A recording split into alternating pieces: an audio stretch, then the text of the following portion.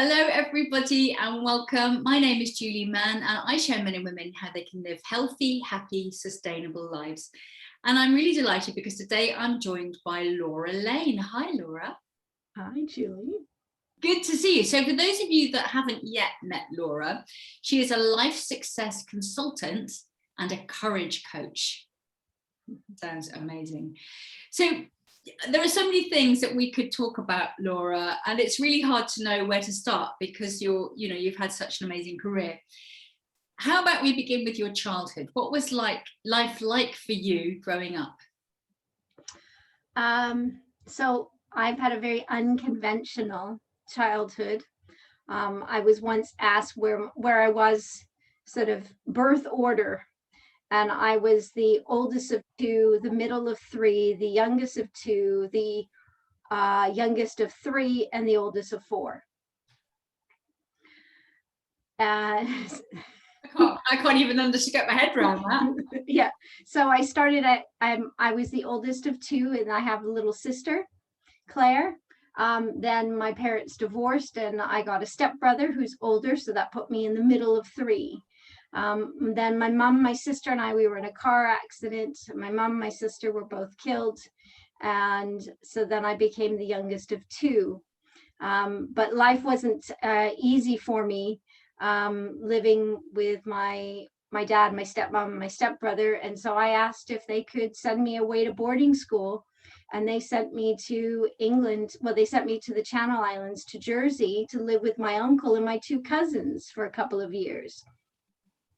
So I became the youngest of three there, had a lovely time in Jersey, wide awakening as a young teenager. And then I came back to Canada, and I ended up being fostered in a family from church who then went on to adopt three other children. So I became the oldest of four. You've got the most incredible story, haven't you, Laura? I mean, you mentioned losing your sister and your mum in that car accident. How old were you then? I was 9 years old. And how on earth did you deal with something like that happening? So when what had happened was my mother was moving us to the east coast of Canada. And so we were driving across the country, and it was March, and going through Quebec and New Brunswick, it was still winter. And we hit a patch of black ice. We spun out of control, and we were hit head on by a transport truck. And when I came to, I called out, and somebody pulled me out of the wreckage, and they called an ambulance, and they took us to a local hospital and then transferred us to a bigger hospital. That evening, they stitched up my finger. All I had was a cut on my finger. But both my mom and my sister had broken bones. They had brain damage, and they were in comas. My sister lived for 10 days before she passed away, and my mom lived for 6 weeks before she passed away. And then at that point, I then went to live with my dad and my stepmom. How did you manage to get through that, in terms of your emotional self? How did you cope with that at such a young age? Well, there were a few things. So I came to learn some lessons very quickly. There was no doubt in my mind that I had been protected that day. There's no reason why I should have lived. That the injuries that my mom and my sister had, the fact that I walked away from the accident, I knew I had been protected that day. And that grounded me with a sense that the divine was looking over me and saying, little girl, you've got something you need to do. You need to stay. And so I knew that I had a purpose. And then in losing my mom and my sister, one of the things that I learned was that death isn't a punishment. Of course, it was really difficult for me to sort of grasp these ideas to begin with, but I came to realize that death wasn't a punishment. It wasn't a punishment to those who have gone, and it wasn't a punishment to those of us who stay. So it wasn't a punishment to my mom and my sister that them dying, and it wasn't a punishment to me, that we each just have a different timeline and a different thing to do when we're here on earth. And that really grounded me in realizing I had a purpose, and my job was to find out what that was. Now, I spent about 30 years trying to figure that out and kept saying, okay, God, could you tell me why I'm here? I know you have a reason. And it wasn't the only experience that I had being protected. And so it was sort of grilled into me, experience after experience, that I was being watched over, and that everything was going to be okay. So what you said about death not being a punishment, you didn't discover that at 9 years old, did you? Pretty close to it. I initially, I went into, as part of that grieving and trying to grapple and understand, I at first wanted to plead with God that I would change places with my sister. That's like, no, she should stay and I'll go in her instead. And then it's realizing that no, it doesn't work that way. And just the other part of it was, I continued a relationship with my mother. I could feel her hands on my shoulders. I could hear her whisper in my ear. So I knew, and I had a bigger sense of, I think it was something I was born with at a very young age. I had this very clear sense of where we came from, why we're here, and where we're going. And so I knew exactly where my mother and my sister were, and I could feel them close. And as much as it was hard, and I missed them terribly, and I still do, I had a very clear sense of where they were, and that they were watching over me, and that it was okay. That's really quite exceptional though, isn't it? At age 9 to be feeling that and kind of thinking that. I imagine that those people around you were not in that same state of awareness. No. And I think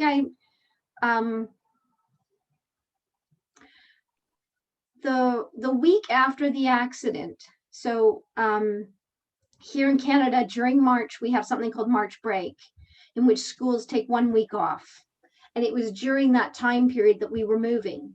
So I left one school, we were traveling to go out east, and then I was going to start a new school. But because of the accident, they sent me back to where my father lives, and put me right back into the same school I was in the same classroom, all my same friends. And the day that I walked into that classroom, everyone was like, well, didn't understand why I was there. Of course, because I was moving. So then I had to tell them what happened. And in a very matter-of-factly tone, I stood up in front of the classroom. I went to the blackboard. I did a diagram of what had happened with the car and the truck and spinning out of control, and simply told the story of being in this car accident, and learned to tell that story, of course, many, many times, and just had this presence. And I think that set me apart from my peers, and just had a life experience that nobody else around me had. Yeah, I imagine that must have been very challenging, because I imagine there were people who, obviously don't share your view and think that it's a load of nonsense, and maybe that you've lost the plot. So how is it being around them, and what do you say to people like that who don't feel the same way and don't have any understanding? I just simply share my experience and said, this is what I've experienced. This is what I felt. I'm very passionate when I speak. And if people accept that, that's fine. If they don't, that's fine too. I just know that this is my experience, and it's a pretty drastic one. It wasn't, well, I have a feeling maybe. It's like, no, this is my experience, and it was big, and there's no denying it for me. I know with every fiber of my being. And I've had just so many times in my life where I felt guided by the divine, protected. I've had other car accidents, or near misses, I should say. um, and then I've had the experience of my daughter passing away, and feeling her close as well. So it's reinforced the lessons that I had before, and going, okay, no, now we're definitely on the right track here. That everything in my life when I went to help my daughter prepared me for what I needed to do. That all of these life lessons were what I needed in order to do the things that I need to do today. Being a parent myself, and obviously there'll be people who are parents or thinking about being parents that are watching, I cannot imagine anything worse than losing my daughter. So even though you were prepared, still that experience must have been absolutely devastating. Definitely the hardest thing I've ever done.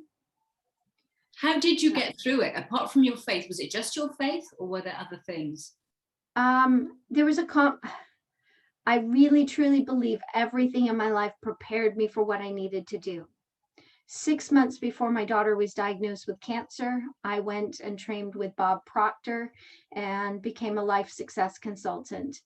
And the teachings that there were some key teachings that Bob taught me, that as soon as she was diagnosed, I was like, okay, one, I can't do this alone.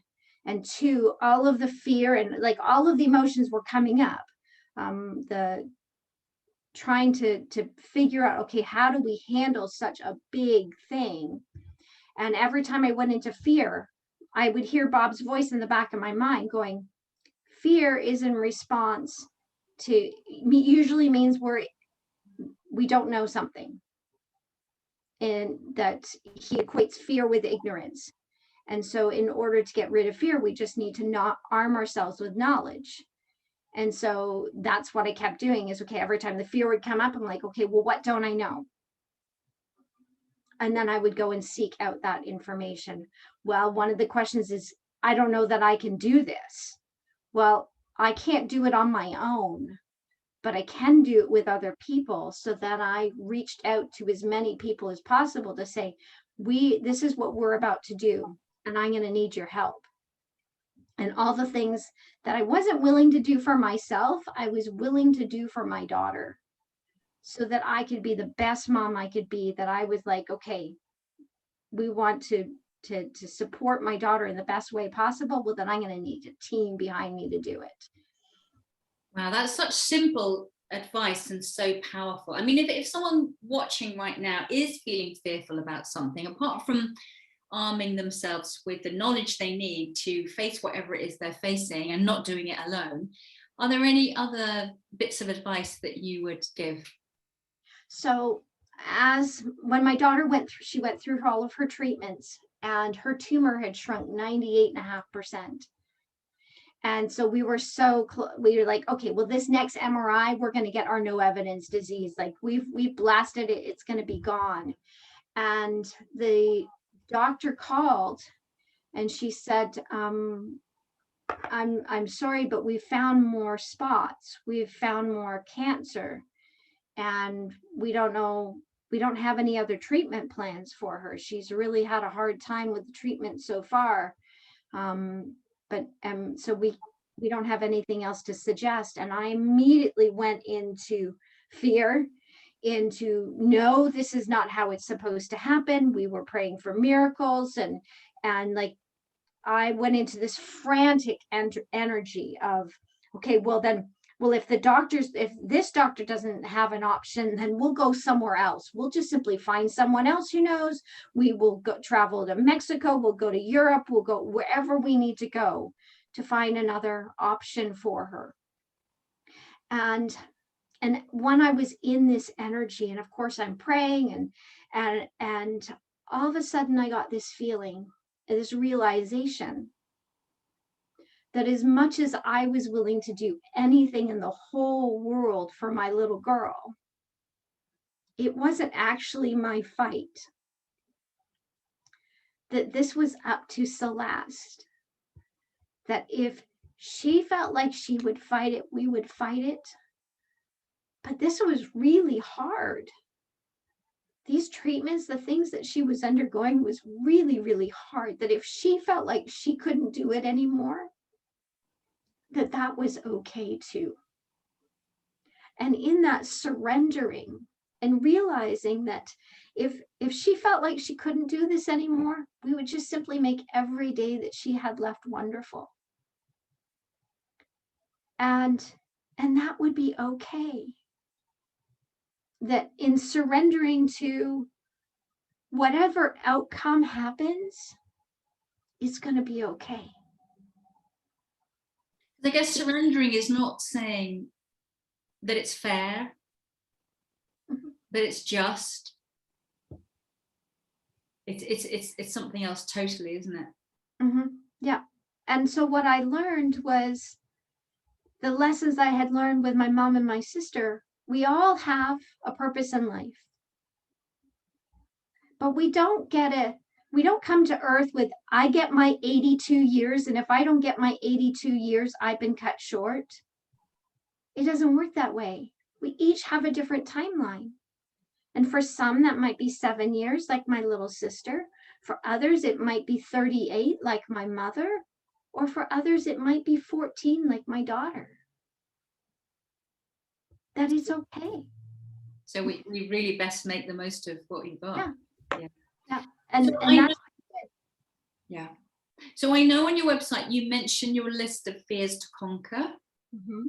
Tell us you've mentioned some that were on your list, but mention some that you haven't already talked about, and also why you think it's so important to conquer our fears. So I guess in life, I've been thrown in the deep end a lot. With all of my life experiences, I've been thrown in the deep end. And I'd rather be thrown in and then learn to swim than not. To stand on the edge of the pool being fearful is not living. So one of my fears was like the idea of jumping out of an airplane.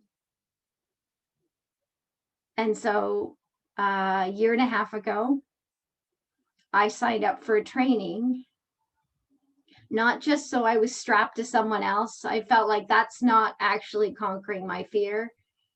I want to be able to climb out of an airplane on my own and jump into the sky and experience that free fall and the control to say, you know what, I managed this. I opened my parachute and I landed safely. So I've done it 7 times now. So you've got to like it. So after the first time, so I did my first, and I was always under the assumption that I'm not doing this once, I'm doing it 3 times. And then when I was taking my training, they're like, well, it takes 7, you have to have 7 levels, and then you can get your solo certificate. And I'm like, okay, I think I can do this. Wow. And do you think that having that mindset around there being this surrender and no fear around whether you live or die, mm-hmm. that helped actually with you jumping out of a plane? Do you think it might have been a different story if you hadn't had, I mean, I guess you can't talk from any other experience because that was the experience you had. But do you think in some way that helped? You know, you faced so much in your life that, hey, if this is it, this is it. Yeah. Yeah. So I think like there are certain things that I still won't do. I used to want to bungee jump.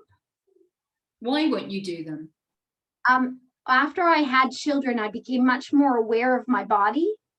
and said, I don't want to do that to my body.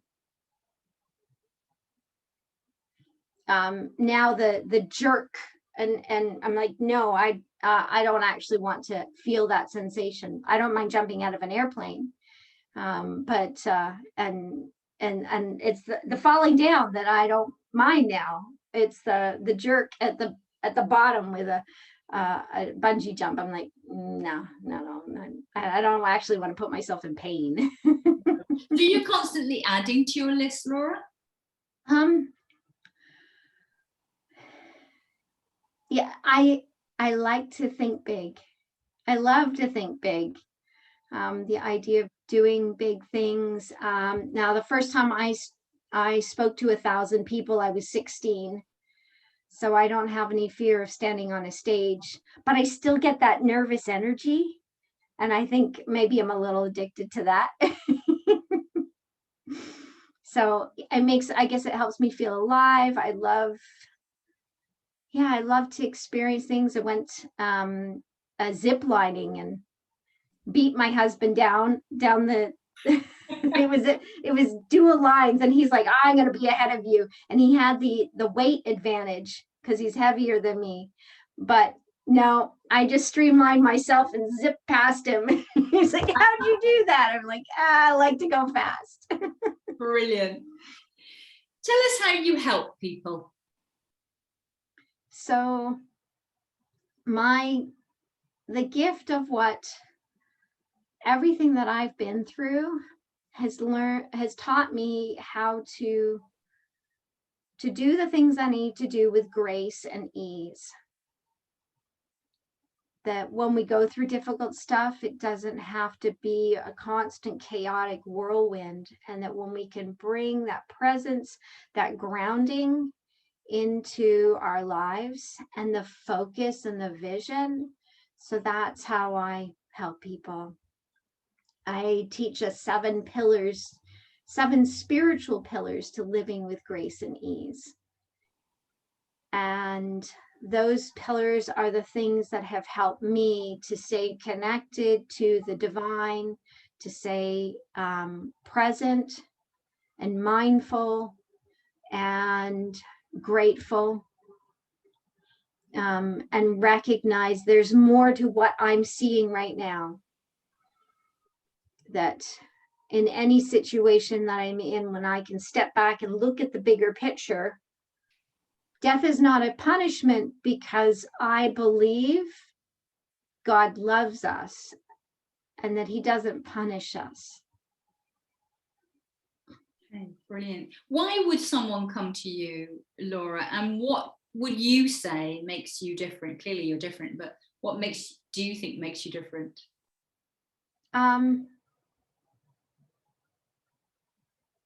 The people that I work with, I'm there to love and support them. And if the energy that I have is what they need at the moment,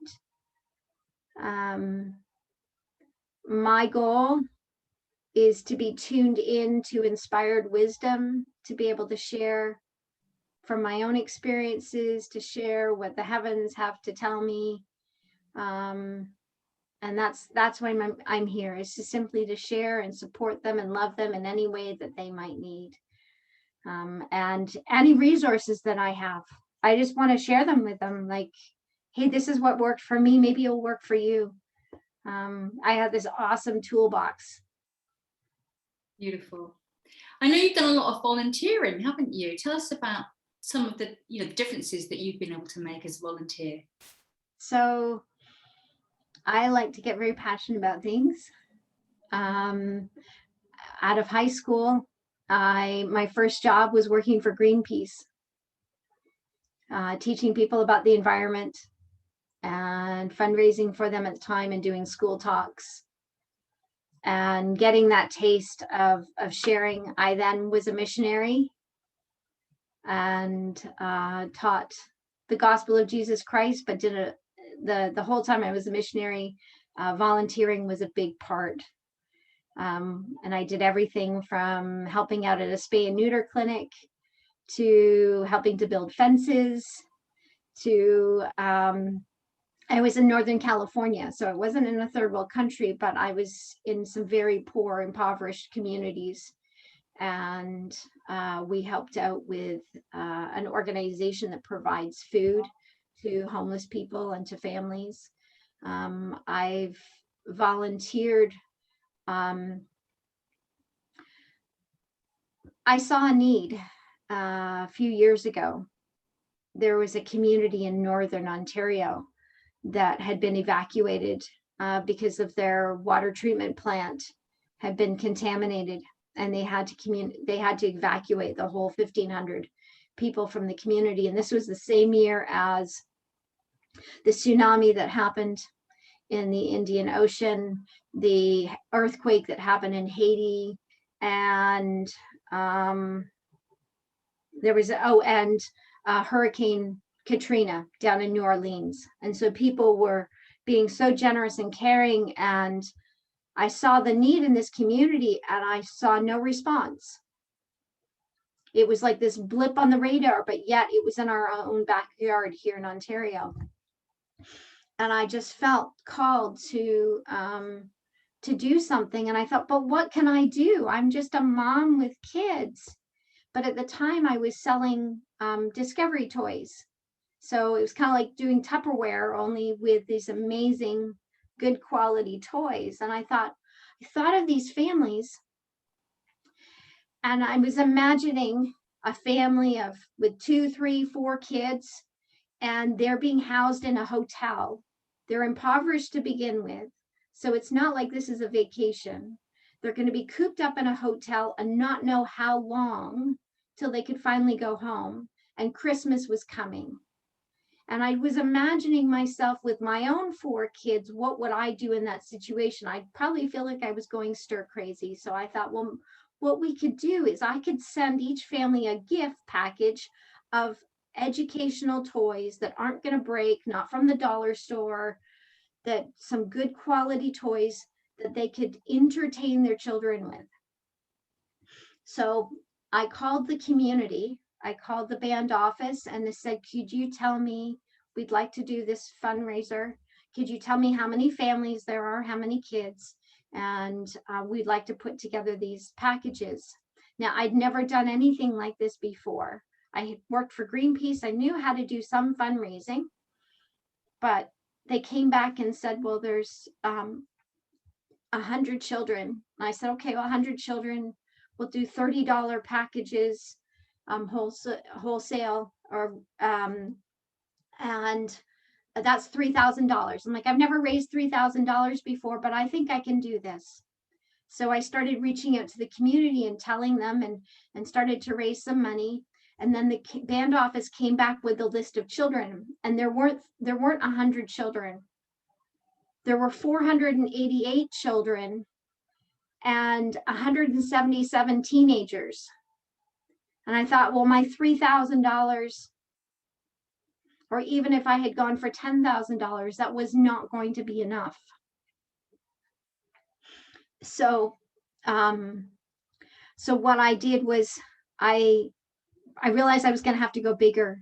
And so I reached out to an organization, and they said, if you can come to our board meeting, like in 2 days time, and tell us what you're doing, maybe we can help you out with some money. So I put together a board, and I went, and it was a big undertaking just for me to get there. And I got there and I presented to them, told them what I wanted to do. And I cried and they cried. And then they gave me $25,000. Wow. Amazing. Yeah. And so we took that money, and because they said to me, well, what about the teenagers? And I said, well, I have this idea that the kid, because they live in a remote area, it's a fly-in community, they can't just go to the local mall to pick up something. And I said, I wouldn't want to try and choose something for teenagers. So I said, but there is a store, we have a bookstore here that sells books and music and movies and all of these things. We could give them each a gift certificate, and then they could go online and order it and have it shipped. So they gave us enough money so that we could do that. And I approached the store and said to them, this is the deal. These kids, we're sending this to them, but they can't just go to the local mall to pick it up. They have to have it shipped. Would you help us out with the shipping? So they chipped in and added to the gift certificates to cover the shipping for each of the orders. And then when we placed the order for all of the toys through the company that I was selling for, every time I would buy, anytime someone would buy something, they could get free stuff. So we placed an order for $14,000 worth of toys, but we came away with like $20,000 worth of toys. Wow. And all of the free stuff that we gave, I called up the elementary school on the reserve and said, this is what we're doing. And we're going to provide you. So all of the free stuff that we got, we asked for things that were more useful for school supplies. So for all of the teachers, there was microscopes and reading books and elementary reading books and tools for math and all of those things that they could use in the classroom. And then when we placed the order, of course, I got a bonus, and my upline got a bonus, and her upline got a bonus. And so I asked everyone if they would donate their bonuses back into the fund. So then we had another $3,000. And so I called up the high school and said, we're doing this. Is there anything that you need? And the principal at first, she said, you know what, we could use a new printer or a new scanner or a digital camera. And then she paused for a moment. She said, you know what? My kids need running shoes. They want to do sports, but they can't get the shoes that they need up in the reserve. And I said, okay, you need running shoes. We'll get you running shoes.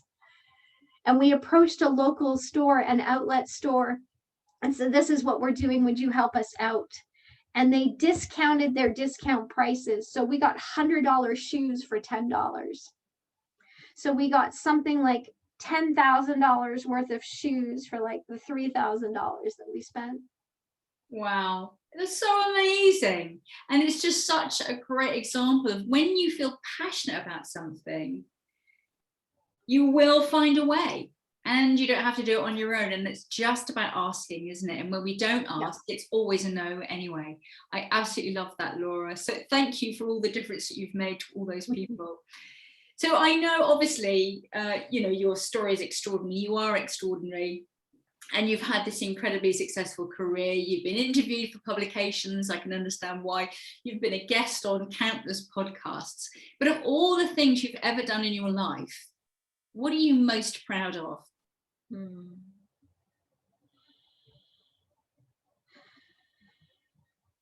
The first thing I think of course, is my own children, because I have 4 kids, and that they are amazing human beings.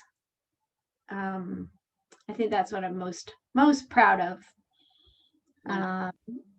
That they are sweet and sensitive and kind, thoughtful human beings. That's the biggest thing I think I can be proud of. Lovely. All the other stuff is fluff. It's fun and yeah, I feel like I've had a neat, exciting, interesting life and done some cool stuff. And yeah, jumping out of airplanes is fun. But the thing I think that means the most to me is raising incredible human beings. Yeah, best job ever. I love that, fluff and fun. Fabulous. So one final question.